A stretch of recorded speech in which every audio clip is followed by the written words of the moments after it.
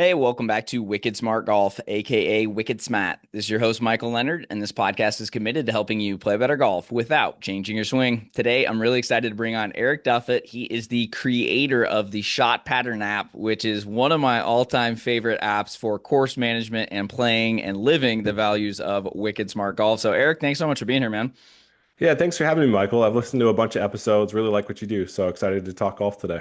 Thanks, man. It's been a wild journey in this show and this brand, and it sounds like you've had a great journey as well with creating multiple apps and now having Shot Pattern, which is all over social media. It is used by so many players that I know and follow, and I've just used it all the time. So I'm really excited to kind of learn more about it because one of the five pillars of playing Wicked Smart is to master course management. And if you don't really know your dispersion patterns and you don't really understand how far you're hitting every club and not tracking stats, it's going to be really hard to do that. So let's kind of take us back. You mentioned before we record, you did start a golf meditation app to kind of get this all going. This is really cool because I've barely designed an app, and by that I mean I paid my hosting platform to kind of do it. It's not an easy thing. So kind of take us through what made you want to start that golf meditation app before we get into Shot Pattern.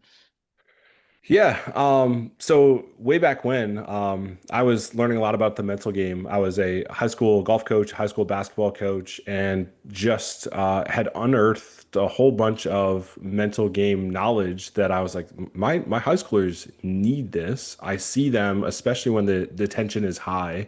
They need tools. They need a foundation to lean back on in order to play their best when it matters most.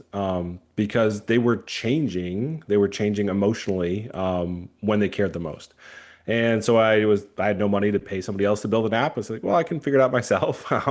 Almost famous last words. Things are going well now, but it was a But for long, context, long, this is yeah, pre-chat GPT, like we said too. That's even more impressive. yeah. So like online courses, YouTube, lots of reading, Stack Overflow, which is like a troubleshooting website.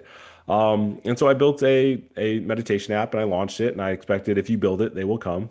And in the world of business, that's just not true.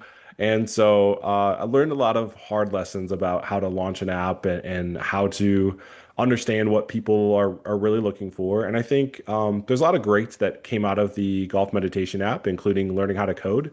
But I was trying to serve the wrong audience. It turns out that high schoolers are really hard to get to commit to anything, and the mental game is not something that they easily buy into. So, at a mass level, kind of passively, coaching people, it wasn't a great fit. On my teams, it was great. We could have in-person conversations and I could help kids one-on-one. But I never found a way to make that particular app really click with people. But in the process, I learned to code. And then I kind of set down the business side of things for 5 years or so. And then I had another idea and started building Shot Pattern. And this one has an audience. People are loving it. And it's been really fun to bring the second app to life. Dude, that's exactly kind of my story as well. Like before Wicked Smart Golf, I had a freelance writing coaching business that did pretty well, but it wasn't like I wasn't as into it. I was so into golf and kind of going in that direction as a golf writer. But I look back and the only reason I know how to podcast is because I had 150 episodes on that show. The only reason I know how to write blogs that rank well is because I had hundreds on there. The only reason I knew how to make YouTube videos is because I did it there. So it's kind of funny that sometimes those short-term failures, if you quote unquote failures, are really just great learning moments and setting you up kind of for that next thing. So did you have like one of those aha moments? Like I remember when I was like, I'm going to start Wicked Smart Golf, like I almost flew off the road, like it all hit me, like what I needed to do. Where did your inspiration come for Shot Pattern? Yeah, I mean, I know you're a big Decade fan and Scott Fawcett fan, and it came from him. I heard him on the Sweet Spot podcast with Adam Young and John Sherman, and he talked about using your shot dispersion to pick smarter targets, to avoid penalty strokes, to measure golf courses, and as that this is fascinating. As someone who'd been living in the low single digits, handicap wise, I knew that my greatest strength was that I hit the ball further than most people I played with. And my greatest weakness was that I could struggle to keep the ball on the map. And so when I heard him talking about those ideas, I was like, this is my cheat code to scoring better, even though I really struggle to keep the ball in play. And so I just kind of fell in love with measuring on Google Maps and playing with it. And maybe because I'm a little ADHD, I didn't take any notes. So when I get to the golf course, I didn't have anything in front of me. The wind was a little bit different. The tees were up or the tees were back, and I couldn't adjust my strategy in real time. And I had no notes that I'd taken or a yardage book. I just had somebody else's GPS app, and I said, you know what? I think I can make something that when I'm on the course, like an interactive yardage book that just lets me measure the landing area in front of me, so I can pick targets that keep the ball in play. And so it was from idea to App Store in 3 weeks. It was the most bare bones minimum version you could ever imagine, thanks to AI. It sped up the process.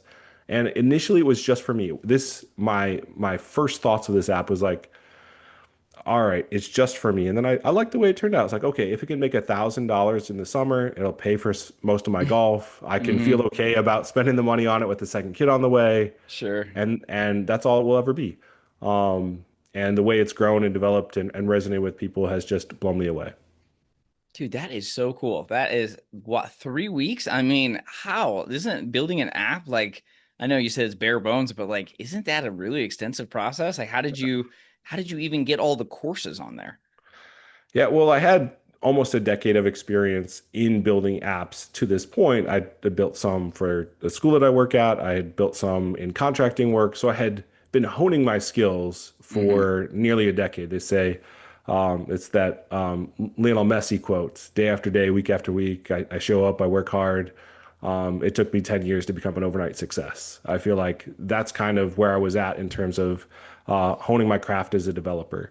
And initially, the first version of the app didn't know what a golf course was. It had no context when you opened the app of where a tee box was, where a hole was. It was just basically the satellite version of wherever you were with some lines drawn on it. Okay. Um, so I'd get people complaining. It's like, yeah, it showed me my backyard was had like a 30-yard wide fairway, but what do I need that for? It's like, well, you have to be on the course for it to work the way you want it to. And I did some hacky workarounds. And like I said, at first I didn't think that there was necessarily a market for it. I'd already failed once. So I said, I just wanted to go in with as little investment as possible just to start having something out there and see if there was any audience for this at all. Hmm. Dang, man, that is just so cool though to think about how quickly I love when ideas become into action like that fast. And even though you've been experienced, man, I still think 3 weeks is with a full-time job as well. I mean, I can't imagine how you're able to get that. And then did you start using it on the course and start to see some results for your own game? And then that kind of translated like, hey, let's test this out to a little bigger audience. Yeah, it was a number of things. I definitely started using it on the course. It was my own baby at the beginning. And really my own experience using it is what helped bring it along. So it went from having minimal investment to having more features to having to serving more needs for other golfers. And one of the first things I learned that I think is key for all golfers, but especially recreational golfers to understand, is that um, your shot dispersion, unless we can like look up your name in a world golf ranking of some kind, is unlikely to be 70 yards wide or less. Um, it's like, I know that's kind of like 65, 70 yards wide is the standard recommendation, standard baseline for like, this is how much room you need to hit driver. And I was taking a 70-yard arc. I mapped it onto the course. I made sure I was aiming away from trouble. And lo and behold, like one, two, three drives around were well outside of that 70-yard window. And again, right now I'm a one. I was probably a three or four handicap at the time. And so it opened my eyes like, okay, I know I can hit the ball as far as Colin Morikawa, let's say, but I am not nearly as accurate as him. I need to get a better understanding of what my actual dispersion is and how I might start adjusting these PGA Tour strategies for my own game. And so I've been measuring now for about 2 years. And if you take my worst left miss to my worst right miss, that dispersion is probably 120 yards. As a If you, one. yeah, as a one, if you filter it out and let's toss out the worst 10% of shots, it's 95 yards wide. And the difference between 65 and 95 and when you can hit driver and when you can't, for me is pretty substantial. Again, I'm a longer hitter. I don't always play the back tees. And What's kind of so your club head or carry distance to just to give some context? yeah. So I think if I look at my stats, my average drive, so like median drive is right in the 290 range. And so hit the ball like 290-ish. Again, with a 95-yard wide dispersion, if I'm not on the back tees, there's plenty of holes that are going to squeeze me and force me to hit something less than driver. So again, these are all insights that were surprising to uncover as I tried to take standard strategy and apply it to my own game on Chicago's courses, Mm. and start to understand how to match all of this together. So you get started, you're seeing success, you know, kind of map it out. Like I'm just trying to figure out how many golf courses does it, is it just the US, and how do you get all those into the app? And we'll kind of get into how to use it, and I'll show some stuff on my phone here too. But like how did that process? I'm just curious because that's a lot of golf courses. Yeah. So luckily there are people who do this as like that's their business. They map golf courses and then you purchase the data. Hmm. And so yeah, I use a provider, actually the same one as Decade.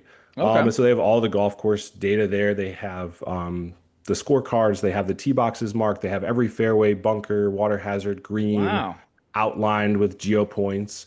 And so you just take their data and hook it into your app. And yeah, so that was a big decision point. If we're going to go back to like kind of talking about the business side, again, I never thought that this would be anything. So Hmm. within a few months, I started to get the sense that maybe this is resonating with people. Yeah. But that golf course data was a $5,000 upfront payment, and I was like, That man, doesn't I seem too never. bad though for how many courses there are in the country. Right. No, it, I mean, now I look at five, like, oh, sure, like no Yeah. problem. Let's throw that in there. And it comes with a certain number of credits and like a certain amount of usage and before you Mm, have to renew it. But at the time I'd done like $500 in sales. right. And so I was like, okay, like this is a big leap. I'm gonna go from being $500 positive to being Hmm. nearly 5 grand negative. And so I was joking the day after I made the leap to say yes, like, well, didn't want to pay $100 for somebody else's golf app, and now I'm 5 grand in the hole. Yeah, that's sometimes a risk you got to take, and obviously it's going quite well. And let's kind of show people obviously how to do it. So you go onto the home screen here, you got course preview or play golf. So I use it a ton for the course preview. I use it when I'm playing as well, but the course preview for me is huge because I always tell all my, you know, mental golf coaching students and podcasts, if you're playing in tournaments, have those tee shots mapped out in advance. You don't have to have every shot mapped out. Golf's still going to happen, but man, it just makes it so much easier. So I like to course preview usually right when I go to like a tournament practice round, or even if I'm just playing like a new course, so I'll just pull up a course that I, you know, played at last, and you know, just kind of showing. It is very, very like good UI. Like, I mean, I feel like you maybe should just be like a full-time coder as well because it's a really good look. So it's like really simple, and then you can kind of go through and you can just basically move. For those of you guys watching on YouTube, you can move the cursor, show you know how far it is, how far you're going to have left. You choose your tee boxes, everything like that. And then you have the different patterns for 40 yards wide, 50, 60, 70 yards wide for the tee shot. And then the approach shot has its own tab from 24, 30, 36, and 42. So it's a really, really cool because you can start to say, hey, wow, you know, I shouldn't hit driver here. Or wow, this is actually, if I do hit driver, it's actually going to be a little bit wider. And it just gives you a nice kind of visual representation. For me, there's nothing worse than playing a golf course blind and you're like, you just swing a little bit tight. It feels like you're trying to guide it. You don't really know what's up there, especially in Arizona. We have these idiots that create desert golf courses that happen to be blind golf. You got to do one or the other. You can't do both. So I love when I, you know, go play a new course that I haven't played here and maybe there's some weird holes and I'll pull up the shot pattern app and be like, okay, it just frees me up a little bit. Is that something you've kind of experienced or anything you want to add to that? Yeah, absolutely. I've been playing golf like all over. I rarely play the same course twice in a row. I like to travel to new courses, and yeah, it's like got entertainment value for me just to look at a golf course and imagine playing it. It's like something I enjoy Hmm. doing at this point. But yeah, I think it's a key habit for anyone that takes the game seriously enough to be listening to this podcast, just to start to think through the round without being out there. I would say it takes maybe 10 courses of looking at it, thinking through it, and you'll start to notice similarities and patterns to different types of holes, different challenges you'll face. And I think it helps you develop a real comfort in how your game fits a certain course and then the certain different hole types that forces you into these different decisions. And like you said, by mapping the course ahead of time, just thinking through what shots am I going to face? What is it going to look like? What are like the 3 or 4 holes where I feel like it's kind of 50-50 on what club to hit? That allows you so much more bandwidth on tournament day to handle other things that are happening, and really can just free you up to revisit a decision that you've already made and not be so impulsive in the moment. Anything you do when you're planning or previewing? Because I have, kind of my different things I'm looking at, and then I'll write all these notes in my yardage book. Anything else you recommend for the course preview before getting into how to use it on the course? Yeah, so one thing that you didn't see was that once you get some data in there, you can actually like map all of your shot points onto the course. And so one thing I'll do is if I look at a hole and with this simple line, I can't tell if it's supposed to be a driver or a shorter club, an iron off the tee, I'll take the time to map each data point. And then the app will essentially take, let's just call it 150 shots with your driver, 150 shots with your 4 iron, and compare the expected strokes gained with each of those clubs and tell you, hey, if you hit driver, you're going to hit a third of your shots in the fairway, a couple on the green, but also a quarter of them are going to end up in this hazard. And then you can compare that to hitting a 4 iron. And I would say the biggest thing that helps me understand is when the risk is worth the reward, but also it's on well-designed courses you'll end up with about the same average score Hmm. for driver and 4 iron. At least again, where my clubs end up. And I would love your thoughts on this. When it's really, really close for what the math says, I will pick the one with less variability. Knowing myself, I can get really high and really low. And if I put a big number out there, it's hard to maintain that same excitement and energy and focus for the round. So I know I am better served to make a bunch of boring pars and not go feast or famine, especially when the round matters to me. So I'd love your thoughts. Is that just a signal that I got more work to do to be able to hang in there and play smart aggressive, or would you give your audience the same advice when it comes to how to attack a golf course?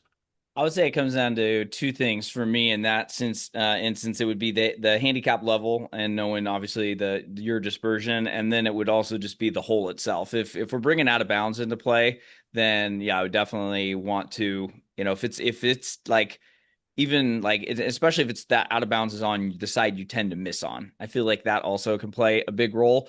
But for me, I feel like it's so hole dependent, but honestly, driver's one of my favorite clubs. And so that has been a superpower the last year, and highly recommend just making that your best friend. But yeah, if you're feeling a little squirrely, I think that can definitely help to just club down a little bit and give yourself a look versus if we're feeling any doubt on the tee box. There's if you're feeling doubt when you're standing over the golf ball, we have not done our pre-shot routine. We have not committed to a shot. We have not committed to a club. So I think that's one of those times where if you do go back and decide to change clubs, I recommend doing some sort of like reset ritual because you might be standing over it, you feel the wind, or you have that negative voice creep in. I'll tell players to come back, get the right club, hit it twice in the ground and say reset, snap your fingers, reset. What's my target? What's a good shot? Just to like kind of give it like a quick refresh, if you will, and that's what I typically recommend. But yeah, I think it really just comes down to the miss that you have and what the trouble is. If it's just maybe a tree or something, trees you might be in, I'd probably still send it. But if it was gonna affect the out of bounds, I'd probably club down. Yeah. And one other question for you, just for my own personal interest. Yeah. So again, let's just say the math is even for expected score. You're gonna be expected 4.1 strokes to hole out if you hit driver, 4.1 strokes to hole out if you hit 4 iron. So like, but the driver has like feast or famine where sometimes you're gonna hit it in penalty stroke, and that's where the score elevates, and you're gonna make more birdies too. Um, so walking in, I know that it's basically a 50-50 shot, but I've decided ahead of time I'm better served by playing more conservatively and making more pars. Now I get to the hole and something has happened. Either I'm looking at the leaderboard or Ooh, I why are we know I'm looking not at the playing as leaderboard? well. Well, okay. There's one where I feel like I quote unquote need to be scoring better. Never And need to so score I, better. Yeah. so now I walk to this tee box where I know the math says 50-50. I thought, hey, I'm going to play 4 iron. And now I'm tempted to hit driver because I want to improve my chances at birdie. The math says it's a coin flip. How do you feel about changing that decision based on what's happening during the round? I'd say it also kind of depends on your if you've ever done the mental golf type assessment. There's a great one of the four acronyms in the letters there is deciding if you're someone that is more head based or heart based, and if you're someone that tends to be like I'm much more analytical. Like I do not let emotions get in. I've let emotions gotten in the way, but in terms of club selection, I have that all mapped out, and I play all my stuff based on my personality type on the one that's going to be the most analytically right for my game. I used to go against my personality type all the time, and then I would say, "Oh, I just made double, so now that hole's coming up. I said I was going to lay up, but now I'm going to hit driver because I'm pissed off and I got to get one back." So then I have an uncommitted swing because I'm like already going against my personality type. Then I might be pissed off from that double bogey I just made, and then there's just a huge lack of commitment. So I think that knowing who you are and taking that free assessment can help a lot with that. And then I'll also offer one tip that I learned from Charlie Belgian last year, who won on the PGA Tour. He was talking about how when you do have like a bad hole sometimes, or if you are kind of in between those clubs, he recommended going down to a less club so that way you can swing aggressively if you're someone that tends to guide it. So some courses we tend to guide it more, or if you feel like you're in contention or whatever the situation is, we might guide it a little bit. In reality, that's never going to work. You can't steer a golf ball. And so that's just going to throw off your sequencing, your timing. So if you do feel like you're really nervous and you want to make a good, solid, committed swing and you like that next one, that would make sense. But I also worry that some players going to go from driver to 3 wood. Then I know in your example you said 4 iron, so even then though you could still miss hit a 4 iron a decent amount if you're nervous and kind of have that. But the driver to 3 wood, that's where I do worry a lot too, just because you can miss hit a 3 wood very easily. That's why Scott got me on the mini driver, and I think that's been a great game changer for me because I feel like I can still swing hard, but it does go a little bit straighter than the main driver. So I think equipment mixed with knowing your personality type can help. Awesome. Yeah, I got to take that assessment to just make sure. I feel Yeah, like given all that I put together, I'm definitely analytical. right. But like And as you, a like, as what do some you feel guy that that? created that meditation app, I think you'll enjoy the stuff that the free emails and stuff John sends over. I don't know if you heard any of his episodes on the show, John Weir. Um, I'm not positive if I have. He's been So on, I I think, 4 times, but he hasn't been on like over a year. I know there's a huge library, but yeah, I'll send you a couple afterwards because I think you'd really like his stuff. And it kind of introduces some new thoughts that I had never even thought about until I first discovered him and his old podcast. And he's been a huge mentor to me. And it just, you start to go against basically just play golf like your personality type. If you're a Tiger and don't talk to anybody, stick with it. If you're Phil and you're talking and you're chatty, you got to do that. So kind of knowing who you are on and off the course can help with decision making a lot. Yeah, it sounds great.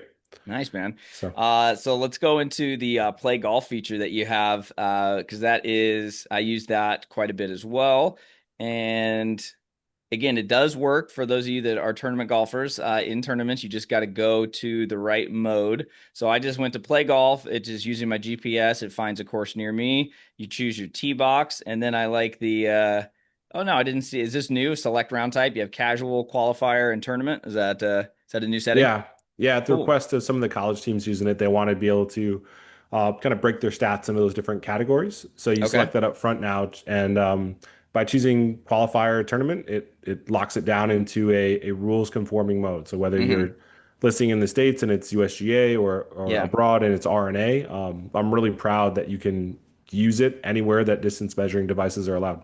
Yeah, and huge props to you. Working with the USGA is not an easy endeavor at times, and the fact that you have been able to get all the courses in here and get it, because this would be hard if you love using this app in casual rounds and then you just to get it taken away in the tournament rounds. That would be challenging, and obviously you have to make sure it's going by the rules of golf, having that integrity out there. So I love that you have that, and that's again been a huge. I had by far my best tournament year ever, and I could definitely attribute some of my success to just knowing what I'm supposed to be doing out here and having this because I love yardage books, but they don't move with you. And so it's like you said, it's like an interactive yardage book. So I'll just go to the course near me. I'll just put in qualifier. Oh, I guess I'm not on the course, so it's not going to go through it. But when you're on there, then take us through kind of how it works with stat tracking and how you can kind of look at the data afterwards. Cause that's again another huge feature. It's not just for planning, it is for playing as well. Right. So we talked through the course preview and basically the thought process of finding a landing area that fits your dispersion. And the on-course feature is really nice, like you said, because a tee box moves or the wind direction changes and or there's just something else going on that causes you have to rethink. And to have that in real time in a way that's permitted in tournaments is just it's a safety blanket. I was playing in an I was going to event, call it a safety blanket. That's so yeah, funny you said that.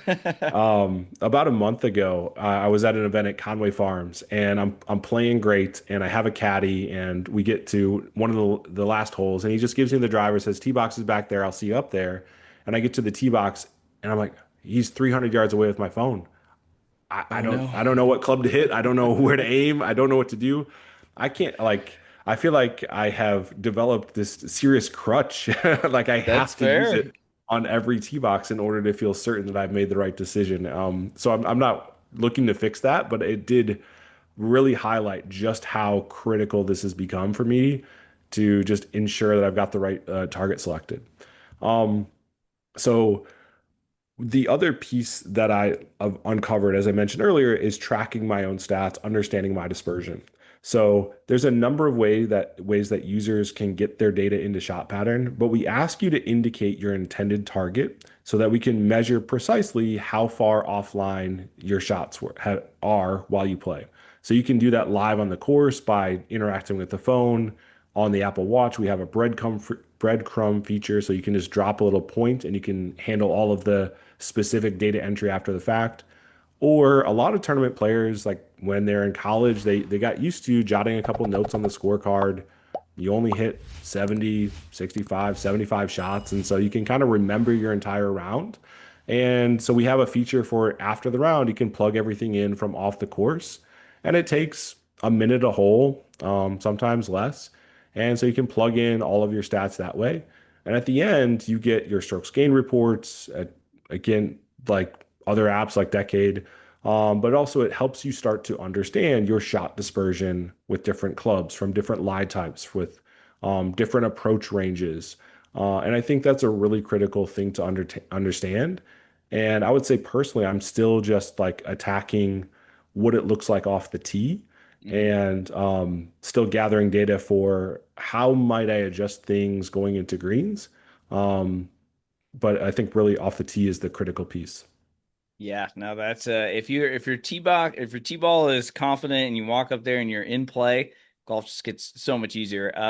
Do you have any tips for guys that are trying to get to that single digit scratch golf? I mean, you're right there. I mean, that's you got a full time job, couple of apps, family man, entrepreneur. You're a busy guy, so take us through how you've been able to schedule your success and still practice and stay sharp, and any other tips that the audience can learn to play wicked smart. Yeah, so I think one, you have to measure. Every golfer needs to have an understanding, at least with the driver, of what their dispersion looks like. And my experience is that some shots are going to be so bad with any club that you can't really strategize around them. It's just you're going to get hurt if you hit some really bad shots. So let's focus on maybe the tightest 90% of shots and understand what that looks like. So start measuring would be tip number one. Um, After that, I think it's important to really understand if you have a distance problem or a dispersion problem. And I think just about all golfers have both. And it's really where is the biggest opportunity for you to improve? For me, I hit the ball long enough to be a plus handicap. Could I benefit by hitting it further? Sure. But you just mentioned all of the restrictions and obligations that I have in my life. And so after a couple of years of collecting data, I said, you know what? I need to stop having so much ego involved in how far I hit it. My attention needs to be on understanding face control and learning to hit the ball straighter. So I'll give a shout out to my coach, Jason Nickel. He's popular on Instagram and X. He works with Mike from Chasing Scratch. I took a lesson with him, and he helped get me squared away with getting unstuck, having so much better face control. And I basically took 2.5 strokes off my handicap in 6 weeks this summer because that's where the focus was. Nice. And again, fewer balls out of play, so much better with approach play. I'm a plus handicap when it comes to approach play because again, that face control just made massive differences. And again, getting into the weeds here, it felt a lot different to understand what it felt like for me to close the face with basically a little bit of a turn of the wrist, a little bit of wrist flexion, I think it's called. And I think everything I had done in a swing lesson leading up to that was either about aesthetics or feeling like I needed to change the path. Mm, And so I think for all golfers out there to understand that wherever the face is pointing is generally the direction your miss is going to go, and just to get a better feel for controlling the face, working with a coach is going to help you have more control over your golf ball. And I think anybody who's ever gotten on a hot streak on the course, it's often because you're just hitting the ball straighter than you used to. love it. And obviously you have got to the pretty much scratch levels that I feel like it's coming now. I feel like 2026 it'll be there. Is the golf season almost wrapping up then in Chicago? Yeah, I played my first indoor round today, so that's Okay. that's kind of the sign that it's coming. So I think our posting season ends in a couple of weeks here. Oh, gotcha. So Yeah. yeah, it'll my handicap will be locked in. But th this past year, I wanted to take a shot at the U.S. Mid-Am, but I didn't have the Nice. handicap. I wasn't even close. And Well, now now you as we are. end this season, yeah, if there's a qualifier and I can possibly get in, usually they put them at a golf course that I really want to play. So that's the main Yeah. appeal. If I play well and score well, that's a bonus. But it's really just this year it was at Conway, and I was like, I want to play there. hmm So Yeah, I think it's um, is it 2.4 for mid-am? yeah, it's 2.4. Okay. Well, So you're right there, man. I love it. yeah, I got high yeah. hopes for you next year. Have you done any USGA qualifying or anything in the past? I've done some local qualifiers. I played in one in pouring rain this year, and it was right before that lull before I took the lesson and got the face control figured Hmm out. So I didn't play very well this past year. But yeah, I have an appetite to play in more. And like I said, it's been really fun to play well, to strike the ball well, to have a lot more control over my golf ball. I know, thanks to tracking my stats, as you advise everyone, I got to get my short game figured out because I just do not chip the ball close enough to the hole right now. Okay. But we'll work on that and just keep improving based on data. Do we have a solid short game routine? Um, I would say no. And I could definitely benefit from both a little bit of instruction, but getting into the mental side of things. I think there's a lot of tension there just because it's unreliable contact down at the ball, and so I think I need to videotape it and send it over to you because I think you'll see too much tension that's getting in the way of making a fluid swing. Yeah, I don't do any of the swing stuff. I just look at the routine side of things. But I find that a lot of players with the short game, if you're good in practice, but then you struggle on the course, usually that's just some sort of mental, component to it. And it's just a lot of times for me, a couple things I found that help a lot of players is just walking up to the shot a little bit more from the shot to the pin, and or not, maybe not all the way to the pin, but halfway a lot of times, like especially if you have to hit over a bunker or you have a quote unquote hard shot. I think that's a lot of times we focus on that bunker, the thing we don't want, and then that's obviously giving us a negative picture. So we just have to be careful about the images that we give our mind. So I always like that part of it, and then just getting really clear on your target selection style. Some players like a bigger target. Some players want to imagine a quarter there. Again, that goes back to that mental golf type I was talking about. So, when you're in practice, if you ever have, 30 minutes, just go work on your short game. Pick small targets, pick big targets, see which one leads to better results. I think that can help a ton. And then if you are struggling with the contact side of things, I always refer everybody to the Tour Tempo Total Game app, just because you go to that short game setting in there, switches it from 3-1 to 2-1 tempo, and you'll just listen to the tones, whether you're chipping, pitching, bunkers. And man, I've never had anyone be like, that doesn't work. Like honestly, it's just amazing how many people have had success with it. I've written about it in every book, and I love John that started it because it I still use it almost every session session for full swing and short game just to get in the right tempo, especially if you take a break. Like I took a 40-day break from golf and I came back and I was like, man, I just need to get the tempo dialed in. And then within 20 swings, I was like, okay, here's what we're supposed to do. But short game, sometimes we decelerate or we accelerate too much and that gets a little bit dicey. So I think maybe dialing in that routine. I'll get you inside pre-shot like a pro, my program there. I'll send that over. And then maybe if you pair that with a couple of little practice things, we'll get that dialed in. And next time you're on the show, you'll be a plus handicap. There you go. That sounds great. And you mentioned target selection. You mentioned getting a good picture. So I had a question for you. Yeah. Do you like to picture a trajectory into a landing spot, or what does the picture look like for you? Do you have anything specific that you recommend when it comes to getting a picture in the short game? For a short game. Yeah. So I don't actually picture that one as much just because it's right in front of me. I do talk out my shots though. So I'm definitely extroverted. I was playing in a tournament in August, and I'll actually I'll like point. I'll do this, like I'll do this, or I'll use the club, and I'll like tell myself like mid trajectory or low or high. And there was a guy in my line of sight, and he like jumped out of the way like I was pointing at him. I'm like, oh, sorry, man, that's just what I do. I didn't even like realize it's so subconscious. So again, that's just what's worked for me. So this is where you have to kind of test out different theories for you when you're, at the sim, even doing little chips, or when you're out at the course, or if you're in your backyard, using a chipping bucket. Like all those things just kind of comes down to figuring out your style. Some players are just all about the feel. Some players, like you said, are all about that image. Some players are kind of talking it out as well. So that's worked really well for me. But yeah, I definitely try and find something that's distinct. So, maybe a pine needle, an old cup, a discolored mark on the green, something very clear. So when I'm on my routine and I'm looking up, I don't have to be like, where did that go? It's not always easy to do if you're playing like a super pure course, like in one of those USGA qualifiers. But yeah, for me, I will point to it. I'll say, we're going to land it right there. And I don't know, that's something I've adopted the last few years. And I think it's helped a lot. But at the end of the day, to me, it's all about giving your mind as much clarity as you can, whether that's image wise, feel wise, or just talking it out. Yeah, that's great. I was in the sim today, like I said, and I notice when I'm there, and I know that the screen is like 3 paces away or 4 paces away.